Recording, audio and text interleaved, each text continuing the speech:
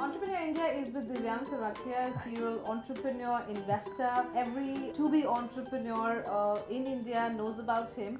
We're gonna get to know more about what plans he has. You've recently stepped down from your position at MediaNet. I want to know from you, what are your future plans? You're going to talk about all your other investments, but yeah, your future plans for now. What do you plan to do? So MediaNet has been the third business that I ran quite actively.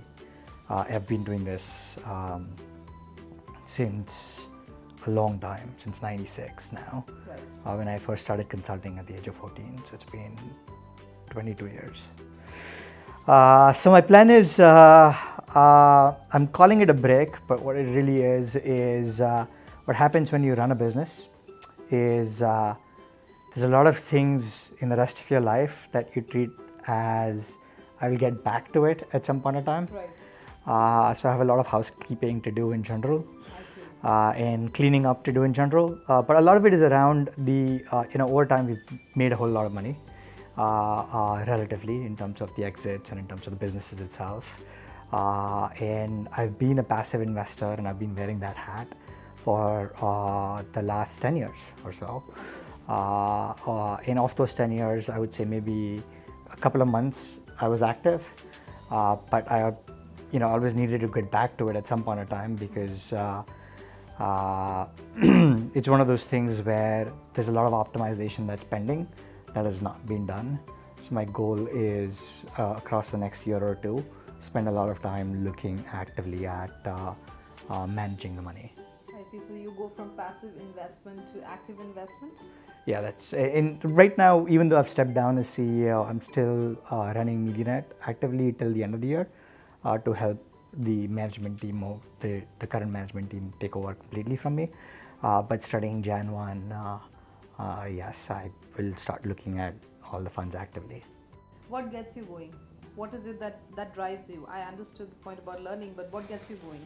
You're making businesses, you're exiting successfully, you're now looking at parking your investments in other countries, also managing your investments. You are absolutely an idol for people who are looking to become successful. So my next question is going to be about success, but first, what gets you going? I think in my life, the way I've always thought of it is happiness gets me going. So I always want to look back and say that I think the journey was fun and the journey might have been rough, and it always is. And there's so many things that go wrong all the time. In fact, every time things go wrong, I'm happy things go wrong, because if things always went right, then everybody could do it. It's because things go wrong that you get paid more when you specialize in doing what you do, because you're kind of used to the screw-ups. I think happiness gets me going, and I really like what I do, so I can keep doing more of it. Tell me 3 things that you would tell a younger you to become a successful person. Forget being an entrepreneur alone, be a successful person. I would tell a younger me, I'd say, you were absolutely right.